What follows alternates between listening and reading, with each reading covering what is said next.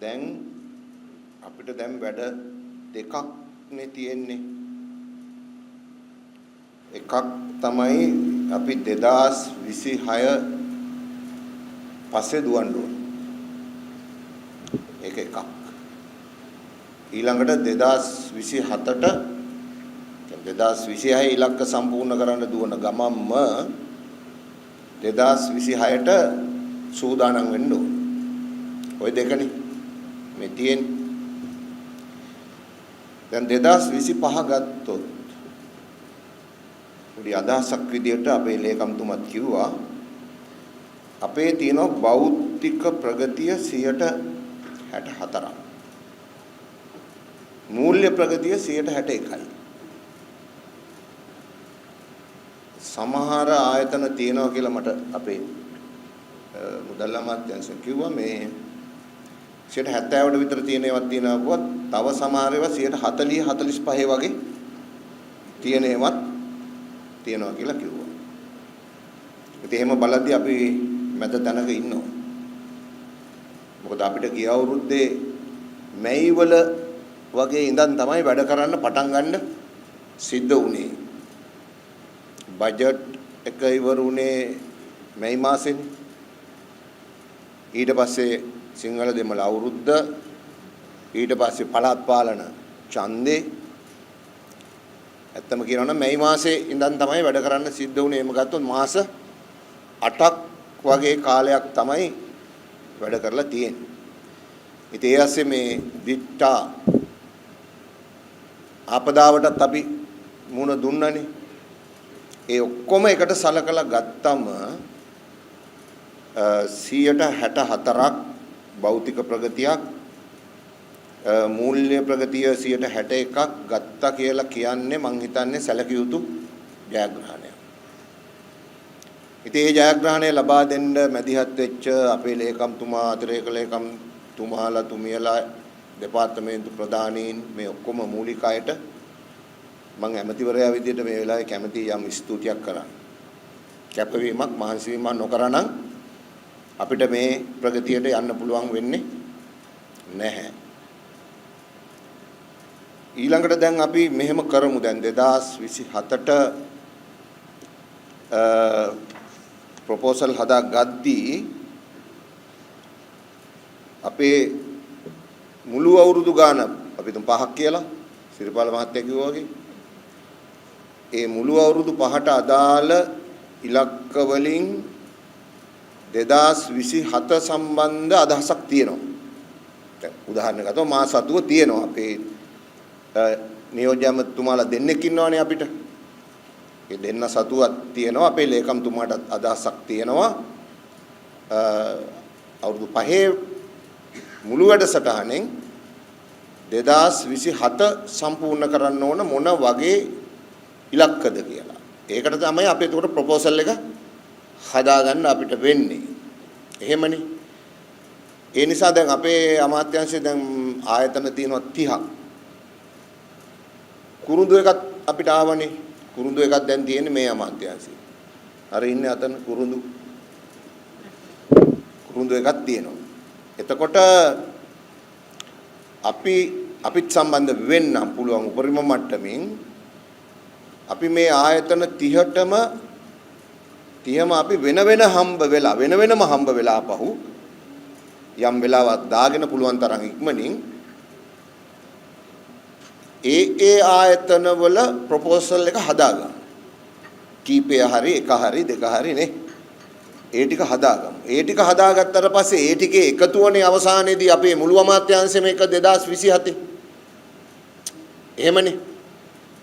ඒ නිසා මේකෙන් පස්සේ අපිට මේ දීපු ගයිඩ්ලයින් එකත් එක්ක අපිට පුළුවන් අපි කවුරුත් සම්බන්ධ වෙලා වෙන වෙනම හදා ගන්න. එහෙමත් අපි කරගමු පුළුවන් තරම් ඉක්මනින්. දැන් මෙන්න මෙහෙම ප්‍රශ්නයක් මම දැන් මෙතන ඉන්න ගමනුත් කතා කරා. දැන් අපි කොහොමද අපි හිතමු රාජ්‍ය ආයතන අපි දෙපාර්තමේන්තුවක් ගමුකෝ. දෙපාර්තමේන්තුවක ප්‍රගතිය මනින්නේ කියලා අවුරුද්දක් ඉවර වෙනකොට. එතකොට දැනට තියෙන්නේ අර වෙන් කරන මුදල වියදම් කරාද කියනවා වගේ එකකින් තමයි මැනෙන්නේ. අපි වෙන් කරනවනේ යම් මුදල ආයෝජන සඳහා. එතකොට ඒ මුදල අපි මෙතන කිව්වේ 64යි කියලා. එහෙනම් ඒකෙන් තමයි මැනෙන්නේ. මට තාම අවබෝධයක් නැහැ තව මනින මිනුම් තියනවද කියලා. මට අවබෝධයක් නැහැ. තමුන්නාන්සලට තියනවද දන්නේ නැහැ. හරි. අපේ මේ තව මොනවා හරි ඉහළ ආයතන වල තියනවද දන්නේ නැහැ. අපිට රුපියල් 100ක් වෙන් වෙනවා අපි 164ක් වියදම් කරලා. ඒක විතරද එතකොට අපිට අපේ ප්‍රගතිය මනින්න තියෙන නිර්ණායකය. මේක විතරක් වෙන්න බෑ. තව මොන හරි නිර්ණායක ප්‍රමාණයක් අපිට අවශ්‍ය වෙනවා. දැන් මේවා 90ට විතර ගිය කාලක් තියෙනවායි කියලා තියෙනවා. ප්‍රගතිය 90කට විතර ගිය යම් අවස්ථා. හරි. එතකොට දැන් ආයතන වල කරන වැඩක් තියෙනවානේ අන්තිම කාලේ මොනවා හරි ඒ දවස්වල නම් කම්පියුටර් ගන්නවා, ඩෙස්ක් පුටු ගන්නවා. ඒ වගේ විවිධ දේවල් අරගෙන මොනවා හරි කරලා මූල්‍ය ප්‍රගතිය වැඩිපුර පෙන්වන්න අපි කරන වැඩක් තියෙනවා. ඒක එක පැත්තකින් පොඩි වංචාවකුත් තමයි. එක්තරා වංචාවක් ඒක. හරි. සල්ලි තියෙනවා දැන් මේක ඉවර කරන්න ඕන දඩබඩ ගාලා අන්තිම කාලේ මොන හරි දේවල් ටිකක් කරනවා. ඒකෙන් අර අපි බලාපොරොත්තු වෙන ප්‍රතිඵල ගන්න වෙන්නේ නැහැ. ඒතකොට අර මූල්‍ය ප්‍රගතියනොත් හරියටම මේක තක්සේරු කරන්න බෑ. විශේෂයෙන් දෙපාර්තමේන්තුව වල. දැන් අපි ගත්තොත් සමහර ආයතන අපි ගමු දැන් මිල්කෝ වගේ ආයතනයක් ගත්තොත් අපි කියනවා දැන් මේ අවුරුද්ද වෙනකොට අපි ලාභ ලබනවා. ඒතකොට ඒ ගණනය කිරීමක් තියෙනවා. ඒකෙන් අපි හැම සේවකයෙකුටම රුපියල් 75000 ගානේ බෝනස් දෙනවා. අතන මේ පාර දුන්නා. ඊළඟට දැන් මේ දෙවනිදා තියෙනවා මිල්කෝ ආයතනයට කිරි දෙන ගොවීන්ට ඒගොල්ලන්ට බෝනස් එකක් දෙනවා. එතකොට අපිට අර ඒක මැනෙන විදියක් තියෙනවා.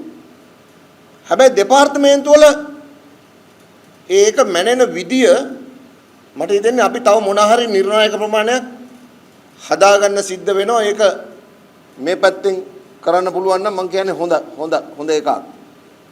64ද 65ද 70ද 80ද කියන එකට අමතර තව කොහොමද අපි මේක මැනගන්නේ කියන එක.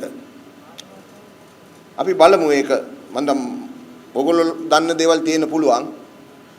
මට තියෙන අවබෝධය අනුව තමයි මම මේ කිව්වේ.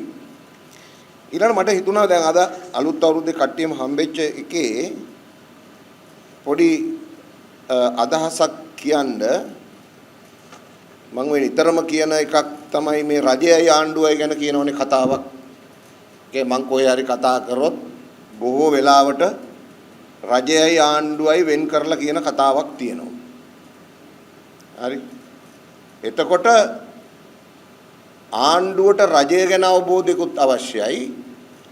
රජයට ආණ්ඩුව ගැන අවබෝධයකුත් අවශ්‍යයි. ඒ කියන්නේ අන්‍යෝන්‍ය අවබෝධයක් ඕන මේ දෙකට හොඳට. ඒතර තමයි අපිට මේක සාර්ථක කරගන්න පුළුවන් වෙන්නේ. දැන් මම හිතනවා දැන් තමුන්නාන්සලාට හම්බෙන්නේ ආණ්ඩුව හැටියට මාවනේ. ඇමති කියන්නේ ආණ්ඩුව නියෝජනයක්නේ. ඒ නියෝජ්‍ය ඇමති කියන්නේ ආණ්ඩුවේ නියෝජනයක්. අනිත් නියෝජ්‍ය ඇමති කියන්නේ ආණ්ඩුව නියෝජනයක්. ඊට අමතරව ඇතැම් වෙලාවට ජනාධිපතිතුමා හම්බෙනවා. එතකොට අපි කතා කරනවා ආණ්ඩුවේ වැඩසටහන ගැන. දැන් අපිට රජය ගැන මම හිතනවා මාව උදාහරණට අරන්කෝ රයිට්. රජය ගැන අවබෝධයක් මට තියෙනවා. එතකොට මේ ආණ්ඩුවේ සැලැස්ම මේ තියෙන රජය හොඳින්ම අරගෙන දුවන්නේ නැහැ කියලා අදහසකුත් තියෙනවා. පොදුවේ ගත්තා. තැන් වල දුවලා ඒ වැඩේ සාර්ථක වෙන එකකුත් තියෙනවා. හරි. ඒ නිසා මම මේ පොඩි දේශපාලන ආර්ථික කැලලක් මොකද ආණ්ඩුව දේශපාලන එකයි ආර්ථික කතාවකුත් තියෙනවා. හරි. ඒ නිසා පොඩි අදහසක් කියන්නේ යන්නේ ඒක වැදගත් වෙයි කියලා මම හිතනවා. ඒක කියලා මම ඉවර කරන්නම්. මම දැන් හිතලා කියන්නේ දැන් අවුරුදු 500ක් විතර වෙනවනේ අපි මේ දුවන ආර්ථික සිස්ටම් එකට. අපි මේ දැන් ෆලෝ කරන ඇදගෙන යන ආර්ථික සිස්ටම් එකක් තියෙනවා ලෝකයේ ඇතුලේ. ඒකට අවුරුදු 500කට ආසන්න කාලයක් තමයි වෙන්නේ. එතකොට ඒකේ අවදි කීපයක් තියෙනවා. අවදි කීපයක් තියෙනවා. දැන් අපි ඉන්න අවදිය ගැන කියන්න තමයි මට ඕනකම තියෙන්නේ. ඒක කියන්න නම් මම පොඩ්ඩක් මේකේ මුලින් ඉඳන් චුට්ටක් එන්න ඕන. දැන් මේ සිස්ටම් එකේ මේ 500ට ආසන්න කාලේ මෙතන ඉන්න හැමෝමත් දන්නවා මේකේ මූලිකම ලයින් එක තිබ්බේ උජ්ජලිකංශනේ. ආරම්භේ අපි ඇඩම් ස්මිත් ගැන කියන්නේ. එතකොට ආර්ථිකය ඉස්සරහට ගන්න බැලුවේ අර මට ඕන මම වැඩ කරනවා මගේ මමත්වය මට ඕන මගේ පවුලට ඕන පුජ්‍යලිකයක දුවන්නේ එහෙමනේ. එතකොට මගේ ඉලක්කයකට දුවන්නේ. එතන මගේ ඉලක්කයට දුවනකොට ජාතික ඉලක්කයකොත් සම්පූර්ණ වෙනවා කියන එක තමයි එතන තියෙන පදනම. ඇඩම් ස්මිත්ගේ ආර්ථික පදනම තියෙන්නේ එතනනේ. හරි. එතකොට ගත්තොත් ඒකට කියපු නම කවුරුත් දන්නවා ලිබරල් වාදය. ලිබරල් ආර්ථිකය. ලිබරල් වාදය කියලා කියන්නේම තනි හෝ සමාගම් රජයේ සම්බන්ධයක් ආර්ථිකයට නැහැ. රජයේ ආර්ථික ඉලක්ක පස්සේ යන්නේ නැහැ. රජයේ ආර්ථිකයට සම්බන්ධයක් නැහැ. සම්පූර්ණයෙන්ම. පොඩ්ඩක් නෙමෙයි. සම්පූර්ණයෙන්ම සම්බන්ධයක් නැහැ. එතකොට රජය මේක රකින්නවා. රජය රකින්න අනිත් අයට දුවන්න දීලා ඒක ආරක්ෂා කරනවා. බදු ගන්නවා බදු අරගෙන රජය කරන්නේ මේක දුවන්න ඉඩ හදලා දුවන්න දෙනවා. කොහොමද තිබ්බේ? ඒක මුළුමනින්ම මේ පැත්තට තිබ්බේ. 100%ක්. දැන් ඕක ගිහිල්ලා යම් කාලෙක හැප්පෙනවා. හරියන්නේ නැහැ. ඒක හොඳ උත්තරයක් බවටම පත් වෙන්නේ නැහැ. සමාජ ප්‍රශ්න වැඩි වෙලා මිනිස්සුන්ට කන්න බොන්න නැතුව වෙලානේ. නගර වලට මිනිස්සු කේන්ද්‍ර වෙලා ගම අත්තරලා ගමේ ආර්ථිකයේ බිඳ වැටිලා ලොකු කතාවක් තියෙනවනේ. ඔය කාර්මික විප්ලවය කියන අවධියේ මම කෙටියෙන් එන්නම් ඉක්මනට. ඊට පස්සේ ඒ අය අතරින්ම ඒ න්‍යාය ඒ ආර්ථික න්‍යාය ගෙනාපු අය අතරින්ම මතයක් එනවා නේද රජයත් ආර්ථිකයට යම් දේවල් තෝරගෙන සම්බන්ධ විය යුතුයි කියලා. ඒත් රජයත් ආර්ථිකයට සම්බන්ධ වෙනවා. එතකොට ඒක අවදි දෙකක්. අවදි දෙකක්. දැන් අරක ලිබරලිසම් ඊළඟට ඔය මන් දැන් කියන දෙවෙනි කාලය ඒක නම් කරලා තිබුණා ලෝකේ සෝෂල් ලිබරලිසම් කියලා. කියන්නේ සමාජ ලිබරල් වාදය. සමාජය වෙනුවෙන් මැදිහත් වෙන්නත් ආයතනයක් අවශ්‍යයි ඒ රජය. ඒක රජයේ බිස්නස් වලට බහිනවා. රජයේ නිෂ්පාදන ආයතන වල බහිනවා. හරි. මිල්කෝ වගේ ආයතන අපි නිකන් ගමු. NLDB එක වගේ මොනවා හරි රජයත් මේකත් එක්ක එක්තරා ප්‍රමාණයකට මැදිහත් වෙලා සුබ සාධන කටයුතු වලටත් යම් සෞඛ්‍යයට අධ්‍යාපනයෙන් විවිධ දේවල් වලට උන රජයත් එතකොට මේකේ ආර්ථික ක්‍රියාවලියට ඇතුල් වෙනවා. ඒක තමයි දෙවෙනි අවධිය. ඕකත් ටික කාලයක් යනකොට රජය වැඩක් නැහැ. රජයේ කාර්යක්ෂමතාවය අඩුයි. දැන් අපි කියන්නේ මේමයි අරමයි එක ගැටලු වෙලා ආයි ඕකත් ගිහිල්ලා හිර වුණාට පස්සේ මම නංගන් ගොඩාක් කියන්නේ නැතුව නිකන් කතාව විතරක් කියන්නම්. ඊළඟට එනවා ඇමරිකාවේ චිකාගෝ කල්ලිය කියලා එකක් ආවා. හරි චිකාගෝ කැම්පස් යුනිවර්සිටි එක හරහා. ඒක තමයි රොනල්ඩ් රේගනුයි ඊළඟට ගත්තම මාග්‍රට් තැචර්ගේ කාලේ. ඒතර මෙහි ඒ කාලෙට සාපේක්ෂ වෙන්නේ ජේ.ආර්. ජයවර්ධන. ඒගොල්ලෝ ආපහු ගේනව කතාව නෑ රජය ක්‍රමානුකූලව ආර්ථිකයෙන් නැවතත් ඉවත් විය යුතුයි. ක්‍රමානුකූලව. හරි. ඒක තමයි අපේ රටේ 1977 න් පස්සේ පටන් ගත්තේ.